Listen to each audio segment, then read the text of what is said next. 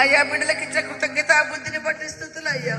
ఇంకా రానున్న దినాల్లో బలమైన సేవ చేయటకు నాయన నీ బిడ్డకు తగిన సామర్థ్యము దయచేయండి. తన కుమారుని దీవించండి. కుమారుని అయినా భవిష్యత్తు అంతటిని మా తండ్రి మీ చేతికి అప్పచెప్పుకుంటుండగా నీ బిడ్డను ప్రభా మీరు ఎవరొస్తున్నాయన తొలగి తట్టులకుండా బలపరచండి అయ్యా. బిడ్డకు ఆసరగా నిలిచిన తన సహోదరుని బట్టి, తన సహోదరిని బట్టి, తన బంధువర్గాన్ని బట్టి, వారి ఆత్మీయ తండ్రి గారిని బట్టి మీకు స్తోత్రములు నాయన.